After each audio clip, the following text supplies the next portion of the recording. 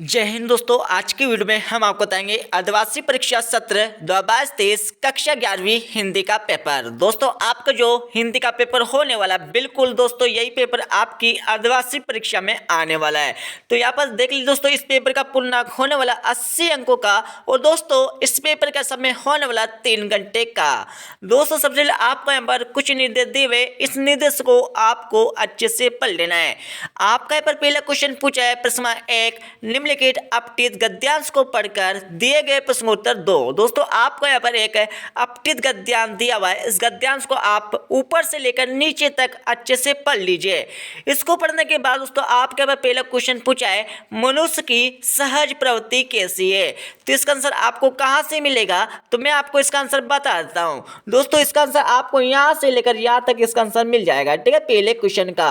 अब दोस्तों दूसरा देख लीजिए, अन्य प्राणियों से मनुष्य किस तरह भिन्न है। इसका आंसर आपको देना है, ठीक है। तो इसका आंसर आपको कहां से मिलेगा दोस्तों, यही से इसी गद्यांश से आपको इसका आंसर मिल जाएगा, ठीक है। अच्छे से देख लीजिए इस गद्यांश को, तो यहाँ से आपको इसका आंसर मिल जाएगा, ठीक है। तो दोस्तों यहाँ पर मैं आपको बता देता हूँ यहाँ पर कहां से मिलेगा। मनुष्यों के समाज में यह भेद है कि मनुष्यों ने अपनी बुद्धि द्वारा अपनी सामाजिक जीवन का निरंतर विकास किया है, इसलिए दोस्तों यहाँ पर मनुष्य का यहाँ पर दोस्तों जीवन अलग भिन्न है, ठीक है। यहाँ पर देख दोस्तों आपका यहाँ पर अगला क्वेश्चन पूछा है मनुष्य समाज को उन्नतिशील क्यों माना जाता है, ये आपको बताना है। इसका उत्तर भी दोस्तों आपको ऐसे मिल जाएगा। तो कहाँ से मिलेगा दोस्तों, मैं आपको बता देता हूँ। तीसरे का आंसर यहाँ से लेकर दोस्तों आपका यहाँ तक दोस्तों आपका तीसरे क्वेश्चन का आंसर मिल जाएगा, ठीक है। अब दोस्तों आपके पर चौथा क्वेश्चन देख लीजिए, समाज किसे कहते हैं। दोस्तों समाज किसे कहते हैं ये आपको बताना है। तो इसका आंसर आपको कहाँ से मिलेगा दोस्तों, मैं आपको बता देता हूँ। इसका आंसर यहीं से मिल जाएगा, ठीक है। यहाँ पर समाज कहते हैं, तो यहाँ से लेकर दोस्तों आपका इसका आंसर मिल जाएगा, ठीक है। अब दोस्तों आपके पर अगला क्वेश्चन देख लीजिए, मनुष्यतर प्राणियों की सैकड़ों हजार वर्षों बाद भी कैसी स्थिति है आपको बताना है। तो इसका उत्तर आपको दोस्तों यहाँ पर सैकड़ों की बात हो रही है दोस्तों, तो यहाँ पर इसका आंसर यहाँ पर मिल जाएगा दोस्तों, यही से देखकर लगा लीजिए, ठीक है। आराम से देख लीजिए दोस्तों, आपको इसका आंसर भी यही से मिल जाएगा, ठीक है। अब दोस्तों आपके पास अगला क्वेश्चन देख लीजिए, यहाँ पर छठा क्वेश्चन पूछा है उपयुक्त गद्यांश का उपयुक्त शीर्षक लिखिए। दोस्तों आपको यहाँ पर इस गद्यांश का उचित शीर्षक लिखना है, ठीक है। दोस्तों यहाँ पर क्या हो जाएगा दोस्तों, मनुष्य एक प्राणी है, मतलब दोस्तों यहाँ पर मनुष्य की बात हो रही है दोस्तों यहाँ पर, तो इसमें दोस्तों यहाँ पर राइट आंसर आपका मनुष्य आ जाएगा। मतलब इसका उपयुक्त शीर्षक दोस्तों मनुष्य के बारे में है दोस्तों यहाँ पर गद्यांश, तो आपका इसका दोस्तों उपयुक्त शीर्षक मनुष्य आ जाएगा, ठीक है। अब दोस्तों आपके पर प्रश्न नंबर 2 देख लीजिए, निम्नलिखित अपठित काव्यांश को पढ़कर दिए गए प्रश्न का उत्तर दो। दोस्तों आपको यहाँ पर एक काव्यांश दिया हुआ है, इस काव्यांश को आपको क्या करना है, अच्छे से पढ़ लेना है। इसको पढ़ने के बाद दोस्तों आपको क्या करना है, इसको अच्छे से पढ़ लीजिए। इसको पढ़ने के बाद दोस्तों आपको यहाँ पर नीचे क्वेश्चन दिए, यहाँ पर देख लीजिए। पहला क्वेश्चन पूछा है बाधाओं आदि को देखकर कौन नहीं घबराता है, यह आपको बताना है।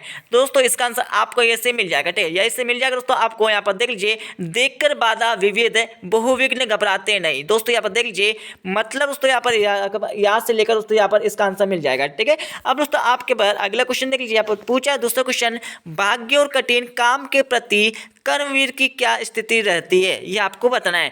तो इसका उत्तर भी आपको दोस्तों यही से मिल जाएगा, इसी काव्यांश से आपको इसका आंसर मिल जाएगा, ठीक है। अब दोस्तों आपके पर यहाँ पर तीसरा क्वेश्चन देख लीजिए, सर्वत्र और सब काल में कौन पलता फूलता है, इसके बारे में आपको बताना है। तो दोस्तों यहाँ पर इसका आंसर भी दोस्तों इसी काव्यांश से मिल जाएगा, आराम से देख लिए दोस्तों, ठीक है। यहाँ से दोस्तों इस काव्यांश से आपको इसका आंसर भी मिल जाएगा। अब दोस्तों आपके पर यहाँ पर अगला क्वेश्चन देख लीजिए, चौथा क्वेश्चन पूछा है कौन अपने समय को व्यर्थ व्यतीत नहीं करता है, इसके बारे में आपको बताना है। कौन व्यतीत नहीं करता है व्यर्थ समय को, ठीक है, ये आपको बताना है। तो इसका उत्तर भी आपको दोस्तों यही से मिल जाएगा, ठीक है। यहाँ से दोस्तों आपको दोस्तों इसका आंसर मिल जाएगा, ठीक है। यहाँ से देखकर दोस्तों आप इसका आंसर लगा लीजिएगा और याद कर लीजिए, ठीक है। दोस्तों मैं आपको बता देता हूँ कहाँ मिलेगा दोस्तों, आजकल करते हुए जो दिन बताते हैं नहीं, ठीक है। तो यहाँ पर काम करने की जगह बातें बनाते नहीं है, आजकल करते हुए जो दिन बिताते नहीं है, यत्न कर से कभी जो जी चुराते नहीं है, ठीक है। इसका आंसर यही से मिल जाएगा, ठीक है। अब दोस्तों आपके पास अगला क्वेश्चन देख लीजिए, आप पूछा है पांचवा क्वेश्चन पूछा है असंभव को भी संभव कर कौन होरों के लिए आदर्श बन जाते हैं। दोस्तों यहाँ पर असंभव कार्य को भी संभव करने वाले कौन कहलाते हैं, ये आपको बताना है, ठीक है। इसका आंसर आपको ऐसे मिल जाएगा, ठीक है। जो हमेशा प्रयत्न करते रहते हैं वो यहाँ पर दोस्तों यहाँ पर असंभव कार्य को यहाँ पर संभव कर देते हैं, ठीक है। इसका आंसर ये ऐसा लिख सकते हैं, ठीक है। अब दोस्तों आपके छठे क्वेश्चन के लिए उपरोक्त पद्यांश का उपयुक्त शीर्षक लिखिए। दोस्तों आपको यहाँ पर एक पद्यांश दिया हुआ है, मतलब एक पद्यांश काव्य काव्य के रूप में यहाँ पर दिया हुआ है, ठीक है। इसका आपको क्या करना है, इसका आपको उचित शीर्षक इसमें लिखना है, ठीक है। अब दोस्तों आपके पास अगला क्वेश्चन देख लीजिए, प्रश्न क्रमांक 3 पूछा है, निम्नलिखित में से किसी एक विषय पर निबंध लिखिए। दोस्तों आपको यहाँ पर पहला दिया है स्वच्छता अभियान में छात्रों की भूमिका, दूसरा आपका दिया है पर्यावरण, तीसरा आपका यहाँ पर अंतरिक्ष विज्ञान और भारत दिया है, चौथा आपका दिया है विद्यार्थी जीवन और अनुशासन। तो आपको 4 में से किसी एक विषय पर एक निबंध याद कर लेना है, ठीक है। बस आप परीक्षा के टाइम पे आप पढ़ कर जाइए, ठीक है, एक निबंध, और उसको मतलब आप आराम से लिख सकते हो परीक्षा में, ठीक है। तो आपके पास चौथा क्वेश्चन देखिए, शाला शुल्क मुक्ति हेतु अपने प्राचार्य को आर्थिक कारणों का उल्लेख करते हुए आवेदन पत्र लिखिए। तो क्वेश्चन देखिए, अपनी अंक सूची खो जाने पर सचिव शिक्षा मंडल रायपुर को डुप्लीकेट अंक सूची हेतु एक आवेदन पत्र लेके है। तो दोस्तों फटाफट दोस्तों एक आवेदन पत्र अच्छे से याद कर लीजिए, जिससे दोस्तों आपके पास दोस्तों अच्छे नंबर आ जाएंगे, ठीक है। अब दोस्तों आपके पास प्रश्न नंबर 5 देख लीजिए, निम्नलिखित अति लघु उत्तरीय प्रश्न का उत्तर दीजिए या लिखिए। दोस्तों आपके यहाँ पर प्रश्न नंबर 5 में यहाँ पर दोस्तों 5 क्वेश्चन दिए हुए हैं। पहला क्वेश्चन देख लीजिए, जनसंचार के 2 प्रमुख माध्यमों के नाम आपको लिखना है।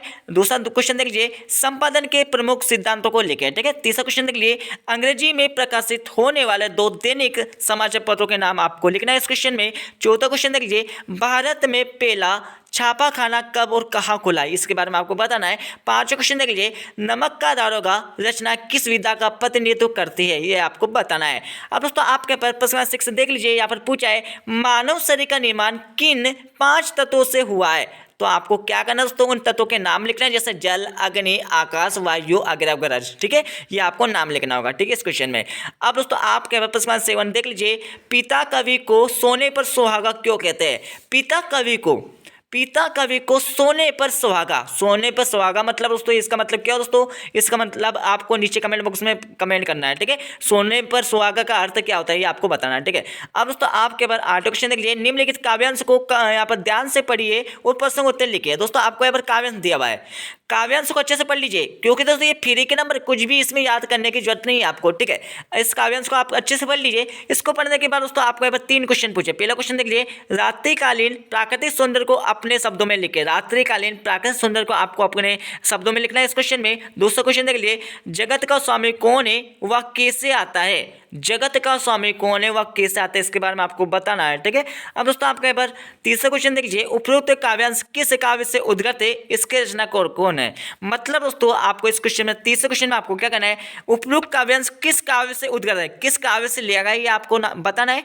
उसके बाद दोस्तों ये किस रचनाकार ने लिखा है, ये आपको बताना है, ठीक है। अब दोस्तों आपके अगला क्वेश्चन देख लीजिए, क्वेश्चन 9 दिया है। क्वेश्चन 9 में आपको क्या करना है, निम्नलिखित गद्यांश को ध्यानपूर्वक पढ़कर दिए गए प्रश्न का उत्तर दो। दोस्तों आपको यहाँ पर काव्यांश दिया हुआ है, इस काव्यांश को आप अच्छे से पढ़ लीजिए, ये भी फ्री के नंबर है, ठीक है। आपको यहाँ पर कुछ याद करने की जरूरत नहीं है, बस आपको समझने की जरूरत है, ठीक है। तो इसको अच्छे से समझ लीजिए। यहाँ पर एक गद्यांश दिया है, इस गद्यांश को आप अच्छे से पढ़ लीजिए। इसको पढ़ने के बाद दोस्तों आपको 3 क्वेश्चन दिए। पहला क्वेश्चन देख लीजिए, लॉर्ड कर्जन की जिद से भारतीय जनता ने क्या पीड़ा सही है, यह आपको बताना है। दूसरा क्वेश्चन देख लीजिए, भारतीय प्रजा की क्या विशेषता थी। तीसरा क्वेश्चन देख लीजिए, लेखक को किस बात का दुख था। तो इनके आंसर आपको इसी गद्यांश से मिल जाएगा, ठीक है।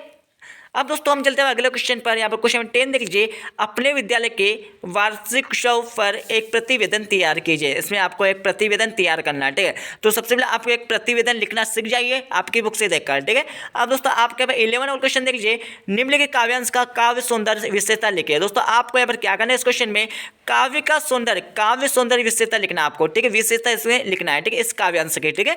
अब दोस्तों आपका यहाँ पर 12 वाला क्वेश्चन देख लीजिए। इस क्वेश्चन में आपको क्या करना है दोस्तों, यहाँ पर पूछा तेरा निजाम है सील दे जुबान शायर की, यह जरूरी है इस बहर की, इस उपयुक्त काव्यांश का आशय स्पष्ट कीजिए। दोस्तों इस काव्यांश को आपको क्या करना है, इसका आशय आपको लिखना है, ठीक है। अब दोस्तों आपके यहाँ पर 13 क्वेश्चन देख लीजिए, स्पीति किस किस राज्य के अधीन रहा है, ये आपको बताना है। स्पीति दोस्तों ये आपका यहाँ पर उत्तर प्रदेश मतलब उत्तराखंड, हाँ यहाँ पर है दोस्तों, यहाँ पर उत्तर प्रदेश में, ठीक है स्पीति। तो ये किस किस राज्य में का अधीन रहा है आपको बताना है, ठीक है। 14 क्वेश्चन देख लीजिए, चेंजारों के साथ गाँव समाज के व्यवहार में पहले की तुलना में आज क्या क्या फर्क आया है, पाठ के आधार पर आपको बताना है। 15 क्वेश्चन देख लीजिए, बात है राउटी के क्या तात्पर्य आपको बताना है। 16 क्वेश्चन देख लिए इस पेपर का। हमारा लास्ट क्वेश्चन बचा दोस्तों यहाँ पर 16 क्वेश्चन। चिट पर संगीत ने लोगों के कान बिगाड़ दिए, अक्सर यह आरोप लगाया जाता रहा है। इस संदर्भ में कुमार गंधर्व की राय और अपनी राय लिखी है। ठीक है, तो दोस्तों ये आपका कक्षा 11वीं का हिंदी का पेपर कंप्लीट हो गया। इस पेपर को आप परीक्षा से पहले पढ़कर अवश्य जाए, क्योंकि दोस्तों ये पेपर आपकी परीक्षा में पूछा जाने वाला है। ठीक है, तो मिलते हैं अगले वीडियो में। जब तक जय हिंद, वंदे मातरम।